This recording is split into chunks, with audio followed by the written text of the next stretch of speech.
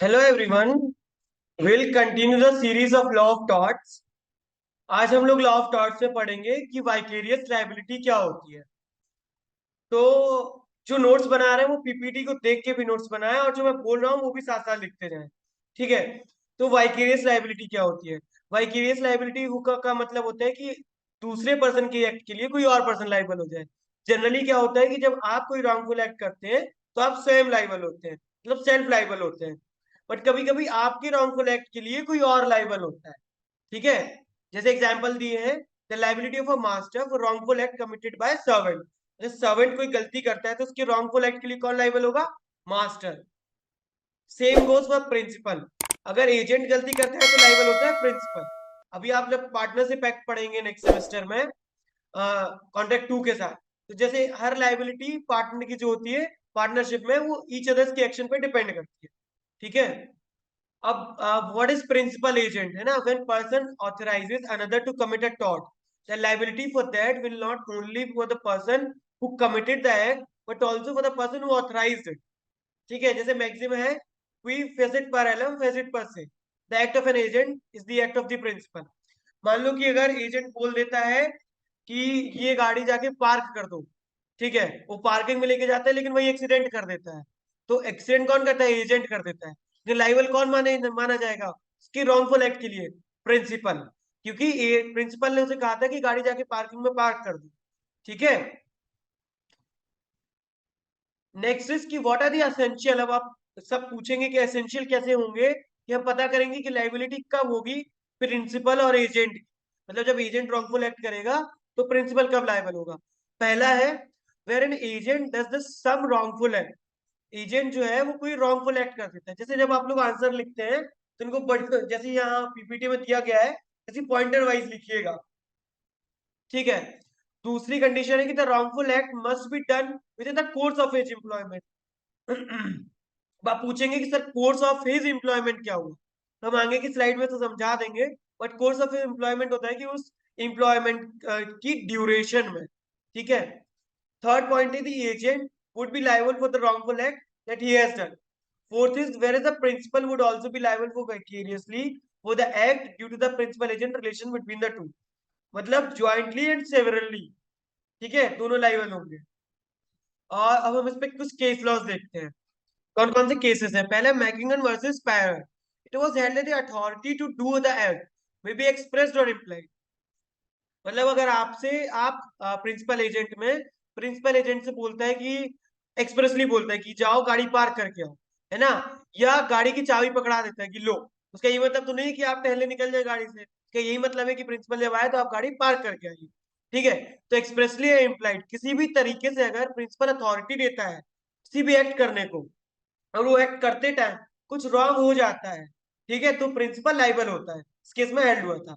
दूसरा केस है State Bank of India versus Shyama Devi. जब आप लोगों ने क्लेट की प्रिपरेशन करी होगी तब ये केस बहुत बार देखा होगा। एग्जाम्पल फॉर्म में भले ही नाम ना जानते हो, है ना। कि क्या होता है कि वो एक पर्सन को बैंक का स्टाफ समझ के जो पहले था फिर छोड़ दिया था, उसको पैसे देता रहता है कि वो बैंक में जाके जमा कर दे, डिपॉजिट कर दे, बट वो नहीं करता है। ठीक है। वो अपनी प्राइवेट कैपेसिटी में देता है क्योंकि वो डिपॉजिटर्स का फ्रेंड होता है। तो कोर्ट ये हेल्ड करता है कि bank would not be liable क्योंकि वो उसका एम्प्लॉयमेंट कोर्स ऑफ एम्प्लॉयमेंट में नहीं था। ठीक है। अब हम पढ़ेंगे मास्टर एंड सर्वेंट वाला। तो ठीक है, if a servant does the wrongful act in the course of his employment the master would be held vicarious. Master servant में सर्वेंट अगर कुछ भी गलत करता है एम्प्लॉयमेंट के टाइम पे तो उसके लिए मास्टर लायबल होता है। सेम वही चलेगा क्यूजिट for alium per se, he who does an act through another is deemed to in law to do by himself. ये मैक्सिम्स आप मेंशन करना ना भूले एग्जाम पेपर में। ठीक है। अब in the case of wrong done by the servant, the plaintiff has a choice to bring an action, either servant or both master as well as servant. They are joint and severally as they are considered to be a joint tortfeasor. Joint tortfeasor समझा देता हूँ। Joint tort फीजर का मतलब होता है एक से ज्यादा आदमी या एक से ज्यादा पर्सन जो साथ में टॉर्ट कमिट करते हैं वो ज्वाइंट टॉर्ट फीजर कहलाए जाते हैं।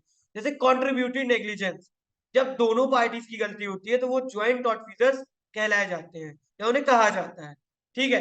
अब देखिए, अब पूछेंगे sir the liability is joint and several.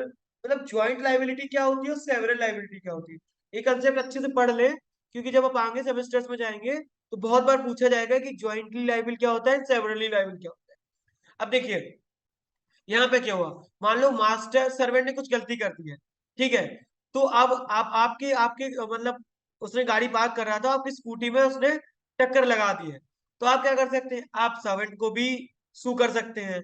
अब किसकी गाड़ी थी, किसने ऑथराइज किया था, मास्टर ने, तो आप सेवरली मतलब अलग अलग, ठीक है, आप सेवरली पहले सर्वेंट को लाइबल कर दीजिए, सू कर दीजिए, फिर मास्टर को, बट अगर आप चाहें तो दोनों को मतलब ज्वाइंटली, यही होता है ज्वाइंटली एंड सेवरली, मतलब अगर जो पर्सन जिसका रॉन्ग हुआ है वो दोनों, वो जो पार्टीज है उसमें, उनमें से सबको कर सकता है, या जिसको वो चाहे उसको कर सकता है, ठीक है। क्या एसेंशियल होने चाहिए मास्टर सर्वेंट के लिए, तो पहला, सर्वेंट कमिटेड द टॉट, मतलब टॉट तो कमिट होनी चाहिए, है ना, पहला बेसिक एसेंशियल है। दूसरा है the servant committed the taught in the course of employment, course of employment जो टर्म है वो हम आगे डिस्कस करेंगे, ठीक है। ठीक है, अब आगे देखते हैं कि who is a servant, servant कौन होता है। अब सर्वेंट इज अ पर्सन, आपने पढ़ा होगा हायर एंड फायर रूल, ठीक है, सर्वेंट वो होता है जिसको आप हायर एंड फायर किसी भी टाइम कर सकते हैं, ठीक है। बट अब देखो यही आपको एक डिफरेंस बता देता हूँ सर्वेंट और एजेंट में। सर्वेंट के साथ चलता है हायर एंड फायर रूल, कभी भी आप हायर कर सकते हैं, कभी भी उसे फायर कर सकते हैं। एजेंट एक अथोराइज्ड काम के लिए अपॉइंट होता है। मान लो आप किसी को अपॉइंट करते हैं कि चाहिए आप, हमारा इससे कॉन्ट्रैक्ट है तो आप इसे टर्म्स नेगोशिएट करके आइए, तो वो एक पर्टिकुलर है, तो आप किसी भी टाइम फायर नहीं कर सकते। बट सर्वेंट के साथ चलता है हायर एंड फायर, ठीक है, जो मेजर डिफरेंस होता है दोनों। तो servant is a person employed by another to a work under the supervision and control of his master. The general rule is that the master is liable for the wrongful act of his servant and not for the independent contract। पढ़ेंगे independent contractor क्या होता है, जैसे नीचे लिखा है, servant और independent contractor के बीच में डिस्टिंग्विश कैसे करते हैं। The servant is an agent who is subject to the control and supervision of his employer. Servant को आप बोलेंगे कि आप गाड़ी, अब आपको लखनऊ से झांसी जाना है, तो आप बोलेंगे उससे कि देखो लखनऊ से पहले कानपुर जाना, फिर कानपुर से झांसी निकल जाना। वहीं आप इंडिपेंडेंट कॉन्ट्रैक्टर को क्या करेंगे, काम देंगे कि आपको सीधा गाड़ी झांसी जाके रखे। अब ये नहीं बताएंगे आपकी कानपुर रुकनी है, फिर उरई रुकनी है, फिर मौत रुकना है, ये सब नहीं डिस्कस करेंगे। सीधा इंडिपेंडेंट कॉन्ट्रैक्टर को फाइनल वर्क होता है, ठीक है, और उसके साथ हायर एंड फायर रूल नहीं चलेगा, कॉन्ट्रैक्टर आपका अपॉइंट होगा, ठीक है। ठीक है, चलो अब आगे देखते हैं। In the case of servant there is a contract of service. अब कॉन्ट्रैक्ट ऑफ सर्विस और कॉन्ट्रैक्ट फॉर सर्विस में हर बार क्वेश्चंस आते हैं। तो देखो, कॉन्ट्रैक्ट ऑफ सर्विस, ऑफ पे ध्यान दीजिए, ऑफ मतलब आप इंस्ट्रक्ट करेंगे। जैसे इसमें एग्जांपल दिया है कि P the owner of a newspaper editor, here the P the owner has the right to tell which news to be covered and how is to be written, ठीक है। ऑफ सर्विस है, मतलब P अगर newspaper के agency का owner है, वो बताएगा कि क्या पब्लिश होगा, क्या नहीं पब्लिश होगा, और किस कॉलम में कौन सी न्यूज जाएगी। वही फॉर सर्विस है, जैसे वही पी है, उसने न्यूज़पेपर वेंडर्स को लगा रखा है कि सुबह जाके सबके घर में न्यूज़पेपर फेंकने हैं, ठीक है, तो अब वो नहीं बताएगा कि आप साइकिल से जाइए, आप स्कूटी से जाइए, ये फॉर सर्विस है। आपने बस वर्क अलॉट कर दिया है, बट उसका कोई इंस्ट्रक्शन देना जरूरी नहीं है कि इसी मोड एंड मैनर में या इसी मोडालिटीज में और टेक्निकलिटीज में आप देंगे, आप किसी भी फॉर्म में दे सकते हैं, ठीक है। ये मेजर डिफरेंस होता है कॉन्ट्रैक्ट ऑफ सर्विस और कॉन्ट्रैक्ट फॉर सर्विस, ठीक है। इलस्ट्रेशन वही वाली है, इसमें डैमेज वाला है, ये वाली इलस्ट्रेशन भी लिख लीजिए, ठीक है। केस देखते हैं, केस है देवेंद्र सिंह वर्सेस मंगल सिंह। तो Devendra Singh interested is truck driver, truck for repair in the workshop. Devendra Singh अपना ट्रक लेते हैं रिपेयर के लिए, एक दुकान पर देते हैं, दुकान वाला उसे सही करता है, उसे टेस्टिंग के लिए बाहर चलाने के लिए जाता है। बाहर जब जाता है तो वो साइकिल पे मंगल सिंह चल रहे होते हैं, टक्कर हो जाती है, चोट हो जाती है। अब मंगल सिंह सोचते हैं कि ट्रक ड्राइवर के ऊपर केस डाल दें, तो ट्रक ड्राइवर कहता है कि देखो मैं लाइबल इसलिए नहीं होगा क्योंकि मैंने वर्क इंडिपेंडेंट कॉन्ट्रैक्टर को दिया था, मेरा उसमें ना उनसे कोई रिलेशन था, मास्टर सर्वेंट वाला ना प्रिंसिपल एजेंट, मैंने उन्हें रिपेयर के लिए दिया था। ये नहीं कि आप उसी रिपेयर के टाइम पे आप कोई रॉन्ग करते हो मैं लाइबल हूँ, इसलिए कोर्ट ने उसे लाइबल नहीं माना, ठीक है।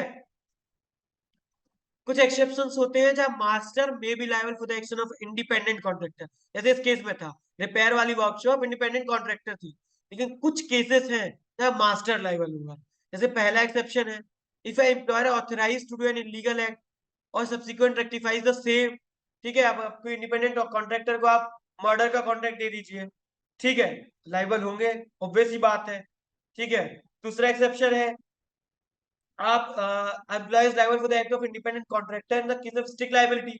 स्ट्रिक्ट लायबिलिटी में देखिए रेलवे वर्सेस फैचर हम पढ़ा चुके हैं आपको, ठीक है। इसमें क्या होता है कि अगर इंडिपेंडेंट कॉन्ट्रैक्टर स्ट्रिक्ट लायबिलिटी के अंदर लायबल होता है तो उसमें मास्टर भी लायबल होता है। तीसरा है liability of employer also rises for the damage और डेंजर कॉज्ड ऑन और near the highway. Motor vehicle act पढ़ेंगे अगर, उसमें ये है कि अगर आप नियर हाईवे के आसपास कोई डेंजर कॉज करते हैं तो उसके लिए मास्टर लायबल।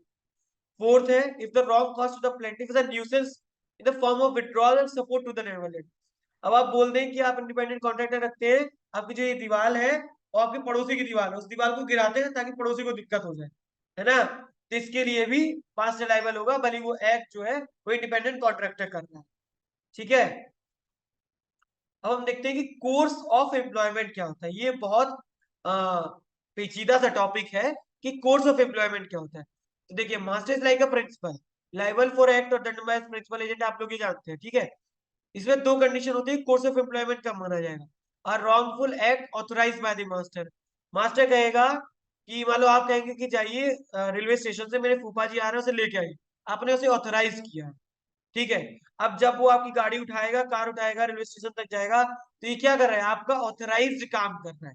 ऑथराइज्ड टाइम काम कर रहा है तो टाइम पीरियड है उसका, उस टाइम पीरियड को क्या कहेंगे कि वो कोर्स ऑफ एम्प्लॉयमेंट में है, वो आपके एम्प्लॉयमेंट के पीरियड में है। अगर तब कोई रॉन्ग करता है तो कौन लायबल होंगे, आप, ना कि फूफा जी जो स्टेशन पे आप बैठे हैं, ठीक है। दूसरा कंडीशन होगी the wrongful and authorised mode of doing the same act authorised by master. आपने उसे बोल दिया कि जाओ फूफा जी को लेके आओ, अब वो रेलवे स्टेशन जाने के पहले घूमने चला गया, ठीक है, कि फूफा जी को 10 मिनट 1 घंटा वेट करने देंगे, हम जू घूम के आते हैं, ठीक है। और वही उसने कोई रॉन्गफुल एक्ट कर दिया, एक्सीडेंट वगैरह कर दिया, कौन लायबल होगा, मास्टर, क्योंकि कोर्स ऑफ एम्प्लॉयमेंट में था, उसे फूफा जी को लेने जाना था, बट वो जब गया नहीं, गाड़ी के अंदर था, आपने अथॉरिटी दी थी उसे लाने के लिए, ठीक है। So the master is liable as much as for authorized acts as the act has authorized. It must be within the due course of employment.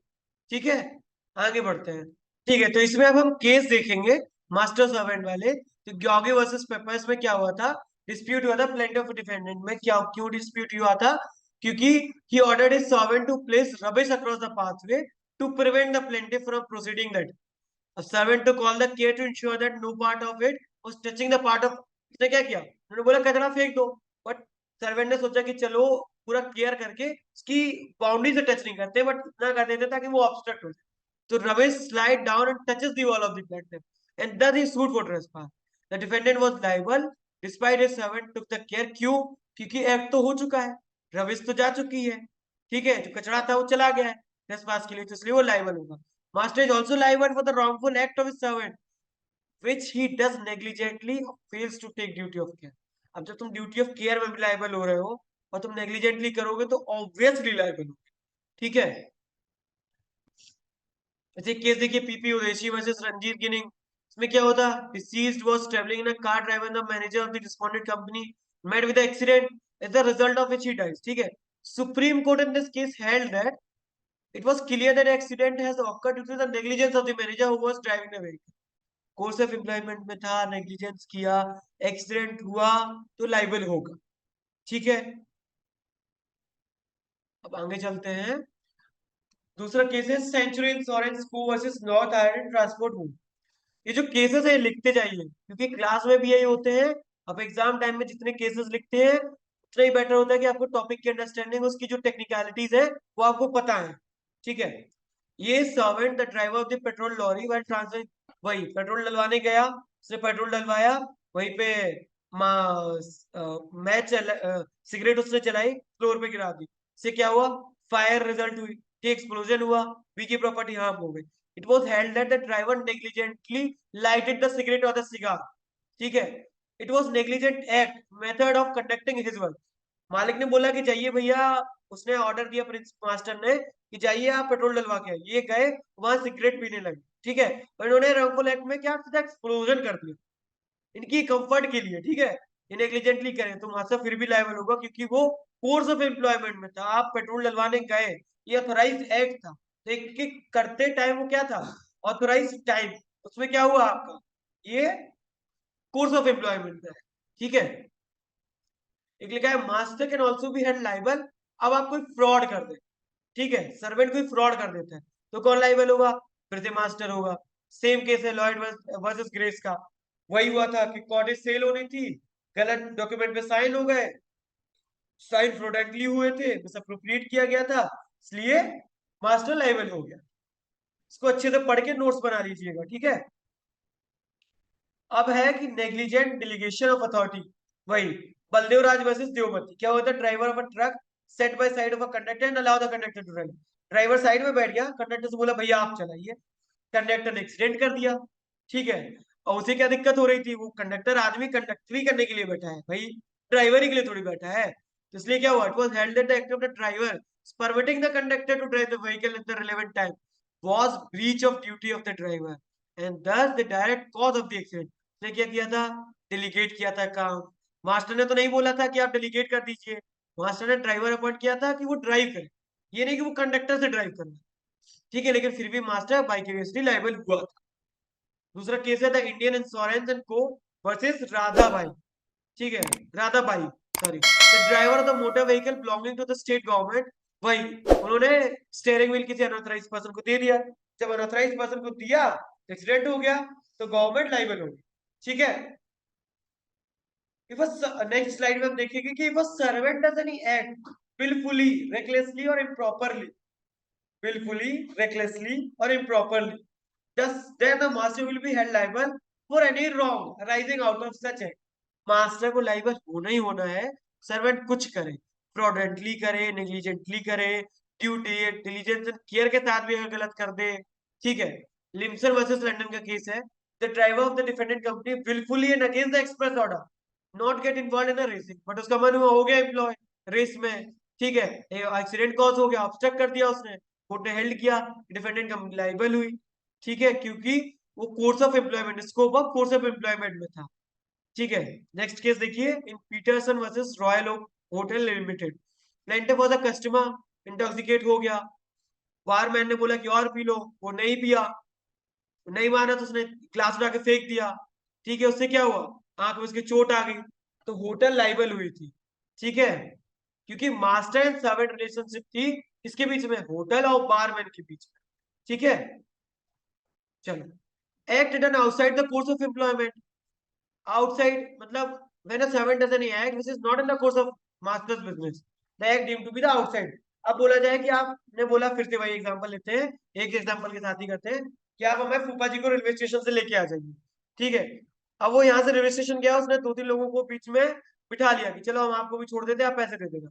ये आपने ऑथराइज नहीं किया था कि आप बीच में ये काम भी कर ले, है ना, एक्स्ट्रा पैसे कमा ले। उन्होंने बोला मेरी कार ले जाओ, फूफा जी को लेके आओ, ठीक है। लेकिन act outside the course of employment, हम इसमें देखेंगे लाइबल होगा तो कब होगा और नहीं होगा तो कब नहीं होगा। पहला केस है Harvey versus RGO Dell limited. An act may be in the course of employment even though this is not strictly in the performance of the duty of a workman. For example a workman driving little, अब बोला आपको station तक जाना है, station तक जाते जाते उस रास्ते में बिरयानी शॉप मिली, उसने खा ली, रुक गया, खा ली भाई, हो गया उसका उतने में, लेकिन उसमें कोई उसने रॉन्गफुल एक्ट नहीं किया, तो मास्टर लाइबल नहीं होगा। मतलब रास्ते की जा रहा था, उसने 2 मिनट की रुका ली तो उसमें कोई दिक्कत नहीं, ठीक है। वही अब हम आगे देखेंगे दूसरा केस, जो है हिल्टन वर्सेस थॉमसन। इसमें क्या हुआ था? when the employer was permitted to use their master's vehicle for having refreshment, decided to go to a cafe at a distance of 7 miles and on their way back. Due to the negligence one of them, a workman was killed. That the negligent of the act of the workman cannot be considered to be within the course of employment, क्योंकि क्या था? Distance of 7 miles, normal आगे पीछे जाना हो, railway station है 200-300 metre का आगे पीछे हो आप कर सकते हैं रिफ्रेशमेंट जाने के लिए, ठीक है, वो 7 माइल्स दूर चला है, बिल्कुल अपने मन से घूम रहा है, ठीक है। जैसा workman goes on fluoric of his own, तो खुद की मर्जी से घूमना है उसे, ये भी नहीं कि थोड़ा बहुत डिस्टेंस हो, सीधा 7 माइल्स। जब भी वर्कमैन अपनी मर्जी से एकदम निकल जाए, ठीक है, और बिल्कुल बाहर हो उसके, और मास्टर लाइबल नहीं होगा, ठीक है। आज के लिए बस इतना ही रखते हैं। अगर आपको कोई डाउट हो या कुछ पूछना हो तो आप हमें मेल कर दीजिए, ठीक है, या इंस्टाग्राम पे डायरेक्ट मैसेज कर दीजिए। Thank you.